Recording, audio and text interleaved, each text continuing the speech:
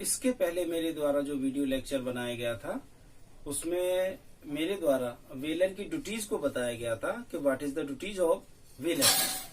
Velar की duties क्या होंगी, इस बारे में चर्चा मेरे द्वारा की गई। आज का मेरा वीडियो लेक्चर जिस विषय पर आधारित है वह विषय है what is the duties of bailee. Bailor की ड्यूटीज हम समझ चुके हैं और पढ़ चुके हैं। आज हम वेली की ड्यूटीज के बारे में बात करेंगे कि उपनियति, जिस व्यक्ति ने माल लिया है या वस्तु ली है, उस व्यक्ति के क्या कर्तव्य होंगे उस माल या वस्तु के प्रति जो उपनिदाता से उसने ली है। Define the duties of bailee in the bailment. उपनिधान में उपनिहिति के क्या कर्तव्य हैं उस वस्तु या माल के प्रति जो उसने उपनिदाता से ली है। देखिए 1, 2, 3, 4, 5, 6 1 से लेकर 6 तक मेरे द्वारा उपनिहिति के कर्तव्यों को बताया गया है जो माल या वस्तु के प्रति है जो उसने उपनिदाता से ली है।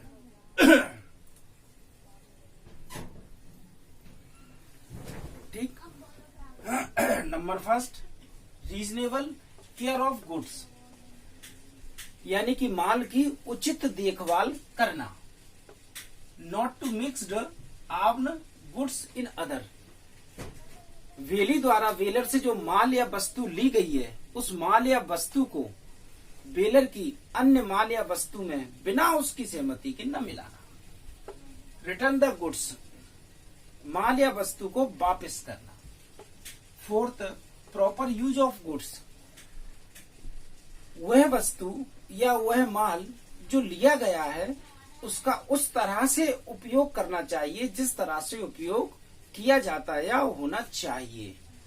यानी जो वस्तु या माल आपने लिया है उसका उपयोग एक सभ्यक तरीके से होगा, रीजनेबल ग्राउंड से। Fifth, compensate goods not duly return, माल या वस्तु को वापस न करने पर प्रति कर देना। इंक्रीज प्रॉफिट रिटर्न, माल या वस्तु में अगर कुछ लाभ उत्पन्न हो गया है, वृद्धि हो गई है, तो उसे भी वापस देना। अब हम 1 बाय 1 करके समझते हैं रीजनेबल केयर ऑफ गुड्स। ध्यान रहे विद्यार्थियों, जैसा कि आप जानते हैं जब वेलमेंट में वेलर से वेली ने कोई वस्तु या माल लिया है और निश्चित उद्देश्य की पूर्ति या कार्य के लिए लिया है तो डेफिनेटली वह कार्य होना जरूरी है। लेकिन बात यह है कि जो वस्तु या माल वेलर से वेली ने लिया है उसका उपयोग कैसे करेंगे। तो ध्यान रहे, हर वह वस्तु या माल जिसका उपयोग जैसे किया जाना चाहिए, जो जिस तरीके से कार्य करती है उसी तरीके से कार्य लिया जाना चाहिए, ऐसा नहीं कि उसका कुछ दुरुपयोग किया जाए। ठीक, ध्यान रहे। Second, not to mixed armed goods in other. Bailor से वेली ने कुछ वस्तु या माल लिया, कार्य पूरा हो गया। कार्य पूरा होने के बाद जब तक वेलर की सहमति न हो, जब तक उपनिदाता अपनी सहमति संज्ञापित नहीं कर दे, तब तक वेली का यह कर्तव्य है कि उस माल या वस्तु को वह वेलर की अन्य माल या वस्तु में मिक्स नहीं करेगा। हो सकता है बात आपको समझ में नहीं आई हो, एक बहुत अच्छा सा उदाहरण देकर समझाना चाहूंगा। जब कहीं किसी व्यक्ति के घर में कोई शादी या समारोह होता है तो वो टेंट हाउस पर कुछ माल बुक करने जाते हैं। उसमें कहते हैं कि हमें 100 रजाई दे दीजिए और 100 गद्दे और 100 तकिए। 300 वस्तु ली, 100 रजाई, 100 गद्दे, 100 तकिए लेकर आए। उसका पैसा दिया, काम हो गया। होने के बाद जैसा कि उद्देश्य पूर्ण होने के बाद हमें वापस लौटाना है और किराया देना है। किराया एडवांस में जमा कर दिया। हम वापस देने गए, दुकान पर गए तो देखा कि एक और रजाई रखी हुई है कई सारी, और एक और गद्दे रखे हैं और एक और तकिए रखे हुए हैं। हमने क्या किया, लोडिंग में से रजाई, गद्दे, तकिए निकाले और यथास्थान जमा दिए। क्या हमें उस दुकानदार से नहीं पूछना चाहिए था कि आप अपने माल की गिनती कर लीजिए, गिनकर रख दीजिए, क्या हम इसमें मिक्स कर दें? ये कार्य उसका था, हमने उससे नहीं पूछा, उसकी सहमति नहीं ली। अब हो सकता है वो इस बात को मान जाए और हो सकता है डिनाई कर दे कि मैं कैसे मान जाऊंगा, आप पूरे 100 गद्दे, 100 रजाई, 100 तकिए लाए थे। हो सकता है आप 80-80 लाए थे, 20-20 घर रखा है। तो ध्यान रहे, अगर हमने कोई माल या वस्तु उपनिदाता से ली है तो एज ए वेली हमारी ये ड्यूटीज है कि जब तक हम उसकी सहमति नहीं ले लें उसके दूसरे माल में मिक्स न करें, और अगर करते हैं तो इसका प्रतिकर हमें देना होगा। रिटर्न द गुड्स, जो माल या वस्तु हमने ली है उपनिदाता से, उपनियति के तौर पर वो माल या वस्तु हमें वापस करना चाहिए, रिटर्न करना चाहिए। Fourth, proper use of goods.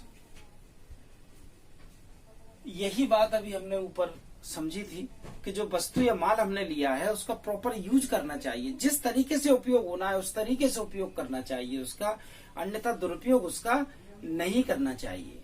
किस वस्तु से किस तरह का कार्य लेना है और कैसे यूज करना है। जैसे कि रजाई और गद्दे आप लेकर आए थे रेंट पर, इट इज ए बेलमेंट।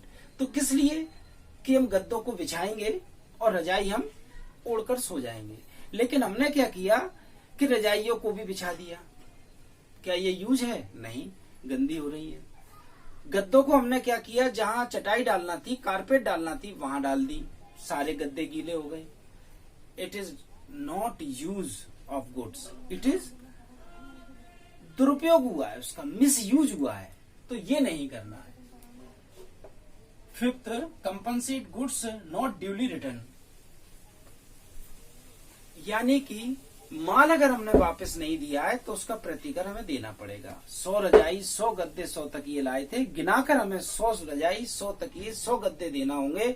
अगर उसमें कुछ गिनती कम निकलती है, वापस नहीं कर पाते हैं, तो ऐसी स्थिति में हमें उसका प्रतिकर देना होगा। इंक्रीज प्रॉफिट रिटर्न, ये पॉइंट समझने लायक बहुत जरूरी है कि इंक्रीज हो गई उसके द्वारा दी हुई वस्तु या माल, वो कैसे हो। 100 रजाई, 100 गद्दे, 100 तकिए हम लेकर आए, क्या गिनती बढ़ सकती है? नहीं। तो इंक्रीज होने वाली बात कैसे आई?